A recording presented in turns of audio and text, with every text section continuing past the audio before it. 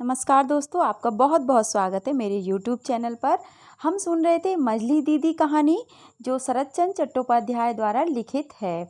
आइए सुनते हैं इस कहानी का दूसरा भाग। अगर आपने पहला भाग नहीं सुना तो लिंक आपको डिस्क्रिप्शन में मिल जाएगा, आप वहां से उस कहानी को सुन सकते हैं। तो चलिए शुरू करते हैं दूसरा भाग। संध्या के समय कादम्बरी ने पूछा, क्यों रे किशन, वहाँ क्या खाकर आया?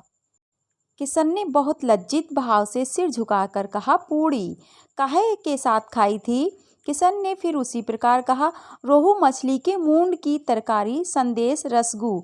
अरे मैं पूछती हूँ कि मझली बहू ने मछली की मूंड किसकी थाली में परोसी थी? सहसा यह प्रश्न सुनकर किशन का चेहरा लाल पड़ गया। प्रहार के लिए उठे हुए हथियार को देखकर रस्सी से बंधे हुए जानवर की जो हालत होती है, किशन की भी वही हालत होने लगी। देर करते हुए देखकर कादम्बरी ने पूछा, तेरी ही थाली में परोसा था ना? नवीन ने संक्षेप में केवल हूँ करके फिर तंबाकू का कस खींचा। कादम्बरी गर्म होकर कहने लगी, यह अपनी है, जरा इन सगी चाची का व्यवहार तो देखो। वह क्या नहीं जानती कि मेरे पांचू गोपाल को मछली का मूंड कितना अच्छा लगता है। तब उसने क्या समझकर वह मूंड उसकी थाली में परोसकर इस तरह बेकार ही बर्बाद किया। अरे हाँ रे किशन, संदेश और रसगुल्ले तो तूने पेट भर कर खाए हुए होंगे ना। कभी 7 जन्म में तूने ऐसी चीज़ें न देखी होंगी न खाई होंगी। इसके बाद फिर पति की ओर देखकर कहा, जिसके लिए मुट्ठी भर भात गनीमत हो, उसे पूड़ी और संदेश खिलाकर क्या होगा? लेकिन मैं तुमसे कह देती हूँ कि मझली बहू अगर किशन को बिगाड़ सकेगी, लेकिन उसकी पत्नी को स्वयं अपने आप पर ही विश्वास नहीं था, बल्कि उसे 16 आने इस बात का डर था कि मैं सीधी सादी और भली मानुस हूँ, मुझे जो भी चाहे ठग सकता है। इसलिए उसने तभी से अपने छोटे भाई के मानसिक उत्थान और पतन के प्रति अपनी पैनी नज़रें बिछा दी। दूसरे ही दिन 2 नौकरों में से एक नौकर की छुट्टी कर दी गई। किशन नवीन की धान और चावल वाली आड़त में काम करने लगा। वहाँ वह चावल आदि तौलता बेचता, 4-5 कोस का चक्कर लगाकर गांव से नमूने लाता, और जब दोपहर को नवीन भोजन करने आते तब दुकान देखता। 2 दिन बाद की बात है। नवीन भोजन करने के बाद नींद समाप्त करके लौटकर दुकान पर गए और किशन खाना खाने घर आया। उस समय 3 बजे थे। वह तालाब में नहाकर लौटा तो उसने देखा बहन सो रही है। उस समय उसे इतनी जोर की भूख लग रही थी कि आवश्यक होता तो शायद वह बाघ के मुंह से भी खाना निकाल लाता, लेकिन बहन के जगाने का वह साहस नहीं कर पाया। वह रसोई के बाहर वाले बरामदे में एक कोने में चुपचाप बैठा बहन के जागने की प्रतीक्षा कर रहा था कि अचानक उसने पुकार सुनी, किशन। वह आवाज़ उसके कानों को बड़ी भली लगी। उसने सिर उठाकर देखा, मझली बहन अपनी दूसरी मंजिल के कमरे में खिड़की के पास खड़ी है। किशन ने एक बार देखा और फिर सिर झुका लिया। थोड़ी देर में हिमांगिनी नीचे उतर आई और उसके सामने आकर खड़ी हो गई। फिर बोली, कई दिन से दिखाई नहीं दिया किशन, यहाँ चुपचाप क्यों बैठा है? एक तो भूख में वैसे ही आंखें छलक उठती हैं, उस पर ऐसी स्नेह भरी आवाज़। उसकी आंखों में आंसू मचल उठे। वह सिर झुकाए चुपचाप बैठा रहा, कोई उत्तर न दे सका। मझली चाची को सभी बच्चे प्यार करते हैं। उसकी आवाज़ सुनकर कादम्बरी की छोटी लड़की बाहर निकल आई और चिल्लाकर बोली, किशन मामा, रसोई घर में तुम्हारे लिए भात ढका हुआ रखा है, जाकर खा ले। माँ खा पीकर सो गई हैं। हिमांगिनी ने चकित होकर कहा, किशन ने अभी तक खाना नहीं खाया और तेरी माँ खा पीकर सो गई? क्यों रे किशन, आज इतनी देर क्यों हो गई? किशन सिर झुकाए बैठा रहा। टुनी ने उसकी ओर से उत्तर दिया, मामा को तो रोजाना ही इतनी देर हो जाती है। जब बाबूजी खा पीकर दुकान पर पहुंच जाते हैं तभी यह खाना खाने आते हैं। हिमांगिनी समझ गई कि किशन को दुकान के काम पर लगा दिया गया है। उसे यह आशा तो कभी नहीं थी कि उसे खाली बैठाकर खाने को दिया जाएगा। फिर भी इस ढलती हुई बेला को देखकर और भूख प्यास से बेचैन बालक के मुंह को निहार कर उसकी आंखों से आंसू बहने लगे। वह आंचल से आंसू पोंछती हुई अपने घर चली गई और कोई 2 ही मिनट के बाद हाथ में दूध से भरा हुआ एक कटोरा लेकर आ गई। लेकिन रसोई में पहुंचते ही वह कांप उठी और मुंह फेर कर खड़ी हो गई। किशन खाना खा रहा था। पीतल की एक थाली में ठंडा, सूखा और ढेले जैसा बना हुआ भात था। एक और थोड़ी सी दाल थी और पास ही तरकारी जैसी चीज़। दूध पाकर उसका चेहरा खुशी से चमक उठा। हेमांगिनी दरवाजे से बाहर आकर खड़ी रही। भोजन समाप्त करके किशन जब ताल पर कुल्ला करने चला गया तब उसने झांक कर देखा, थाली में भात का एक दाना भी नहीं बचा है। भूख के मारे वह सारा भात खा गया है। हेमांगिनी का लड़का भी लगभग इसी उम्र का था। वह सोचने लगी कि अगर कहीं मैं ना रहूं और मेरे लड़के की यह दशा हो तो। इस कल्पना मात्र से रुलाई की एक लहर उसके अंतर से उठी और गले तक आकर फेनिल हो उठी। उस रुलाई को दबाए हुए वह अपने घर चली गई। हेमांगिनी को बीच बीच में सर्दी के कारण बुखार हो जाता था और 2-3 दिन रहकर आप ही आप ठीक हो जाता था। कुछ दिनों के बाद उसे इसी तरह बुखार हो आया। शाम के समय वह अपने बिस्तर पर लेटी हुई थी। घर में और कोई नहीं था। अचानक उसे लगा कि बाहर खिड़की की आड़ में खड़ा कोई अंदर की ओर झांक रहा है। उसने पुकारा, बाहर कौन खड़ा है ललित? किसी ने उत्तर नहीं दिया। जब उसने फिर इसी तरह पुकारा तब उत्तर मिला, मैं हूँ। कौन? मैं कौन? आ, अंदर आ। किशन बड़े संकोच से कमरे में आकर दीवार के साथ सटकर खड़ा हो गया।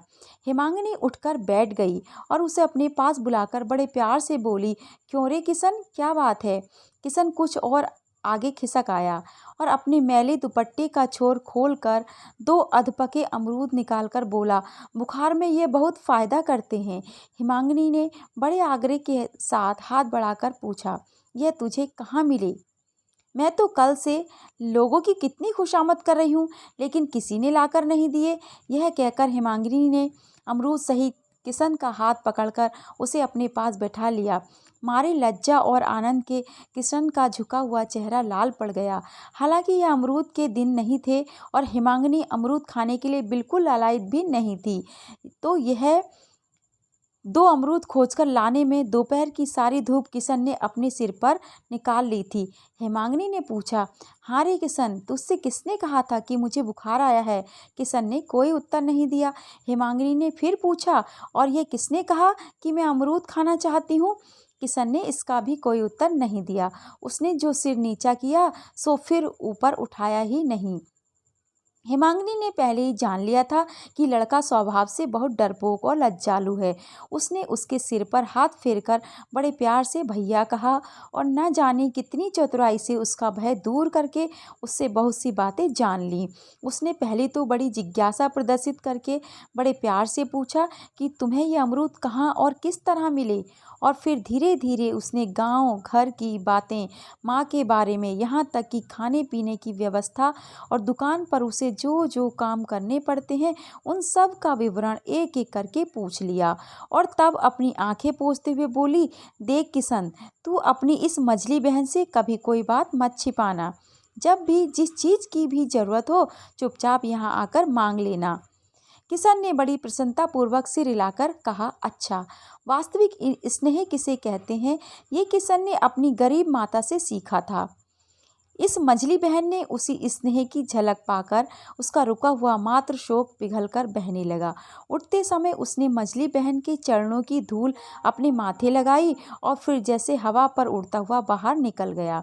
लेकिन उसकी बड़ी बहन की अप्रसन्नता और क्रोध दिन पर दिन बढ़ता ही गया, क्योंकि वह सौतेली माँ का लड़का है, बिल्कुल असहाय और मजबूर है। जरूरी होने पर भी बदनामी के डर से घर से भगाया नहीं जा सकता और किसी को दिया भी नहीं जा सकता। इसलिए जब उसे घर में रखना ही है तो जितने दिन भी उसका शरीर चले उतने दिन उससे खूब कसकर मेहनत करा लेना ही ठीक है। घर लौटकर आते ही बहन पीछे पड़ गई, क्यों रे किशन, तू दुकान से भागकर सारी दोपहर कहाँ रहा? किशन चुप रहा। कादम्बिनी ने बहुत ही बिगड़कर कहा, बता जल्दी। लेकिन किशन ने फिर भी कोई उत्तर नहीं दिया। कादम्बिनी उन लोगों में से नहीं थी जिनका क्रोध किसी को चुप देखकर कम हो जाता है, इसलिए वह बात उगलवाने के लिए जितनी जिद करती गई, बात न उगलवा पाने के कारण उसका क्रोध उतना ही बढ़ता गया।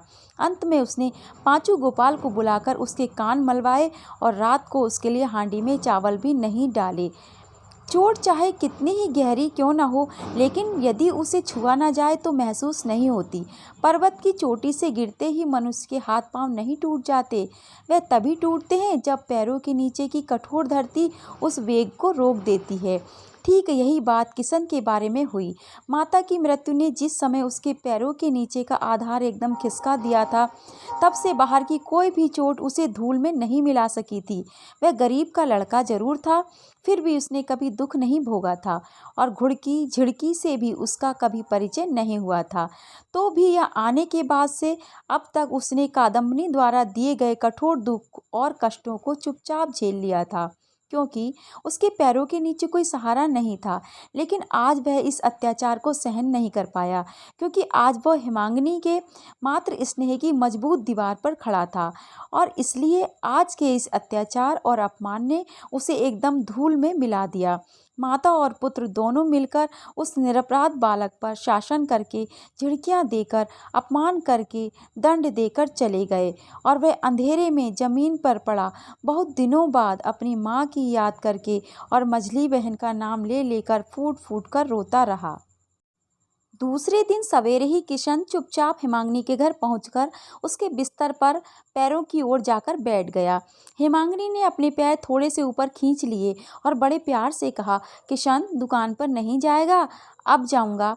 देर मत कर भैया, इसी समय चला जा, वरना गालियां देने लगेगी। किशन का चेहरा एक बार लाल पड़ा और फिर पीला पड़ गया। अच्छा जाता हूँ कहकर वह उठ खड़ा हुआ। उसने कुछ कहने की कोशिश की, लेकिन फिर चुप हो गया। हिमांगिनी ने जैसे उसके मन की बात समझ ली, पूछा, क्या मुझसे कुछ कहना चाहता है भैया? किशन ने जमीन की ओर देखते हुए बहुत ही कोमल स्वर से कहा, मझली दीदी, कल से कुछ भी नहीं खाया है? कल से कुछ भी नहीं खाया? क्या कहता है किशन? कुछ देर तक तो हिमांगिनी चुप रही, फिर तुरंत ही उसकी आंखों में आंसू भर आए और धीरे धीरे झरझर करके बहने लगे। उसने उसका हाथ पकड़कर अपनी ओर खींच लिया और अपने पास बैठाकर जब एक एक करके सारी बातें जान ली तो कहा, कल रात को ही यहाँ क्यों नहीं चला आया? किशन चुपचाप बैठा रहा। हिमांगिनी ने आंचल से आंसू पोंछते हुए कहा, भाई तुझे मेरे सिर की सौगंध, आज से मुझे अपनी मरी हुई माँ की जगह समझना। कुछ समय के बाद ही यह सब बातें कादम्बनी के कानों तक पहुंच गईं। उसने अपने घर से ही मझली बहू को पुकार कर कहा, क्या मैं अपने भाई को खिला नहीं सकती जो तुमने उसके गले पड़कर इतनी बातें कहीं? बातों का ढंग देखकर हिमांगिनी के सारे बदन में आग लग गई, लेकिन क्रोध को छुपाकर बोली, अगर मैंने गले पड़कर कुछ कहा भी है तो इसमें दोष क्या हो गया? कादम्बनी ने कहा, अगर मैं तुम्हारे लड़के को बुलाकर इस तरह की बातें कहूँ तो तुम ही बताओ, तुम्हारी क्या इज्जत रह जाएगी? अगर तुम उसे इस तरह बढ़ावा दोगी तो मैं उसे नियंत्रण में कैसे रख सकूंगी? अब हिमांगिनी बर्दाश्त नहीं कर सकी। उसने कहा, बहन, 15-16 साल तुम्हारे साथ रहकर गृहस्थी चला चुकी हूँ, मैं तुम्हें अच्छी तरह पहचानती हूँ। पहले अपने लड़के को भूखा रखकर उस पर शासन करो, तब दूसरे के लड़के पर करना, तब गले पड़कर कुछ कहने नहीं आऊंगी। कादम्बरी ने भड़क कर कहा, मेरे पांचू गोपाल के साथ उसकी तुलना? देवता के साथ बंदर की बराबरी? मझली बहू, मैं सोचती हूँ इसके बाद तुम न जाने और भी क्या क्या कहती फिरोगी। मझली बहू ने उत्तर दिया, मैं जानती हूँ कि कौन देवता है और कौन बंदर है, लेकिन जीजी अब मैं कुछ भी नहीं कहूँगी। अगर कहूँगी तो केवल यही कि तुम जैसी निष्ठुर और तुम जैसी बेहिया औरत इस संसार में और दूसरी नहीं है। यह कहकर उत्तर की उपेक्षा किए बिना हिमांगिनी ने अपनी खिड़की बंद कर ली। तो दोस्तों, ये थी आज की कहानी। इससे आगे जानेंगे कादम्बनी और हिमांगिनी के बीच झगड़ा बढ़ा या समाप्त हो गया, किशन का क्या हुआ, इन सारे सवालों के जवाब जानेंगे नेक्स्ट वीडियो में। और हाँ दोस्तों, अगर वीडियो आपको अच्छी लगी हो तो मेरी वीडियो को लाइक कीजिए, शेयर कीजिए और चैनल को सब्सक्राइब करना बिल्कुल ना भूलिए।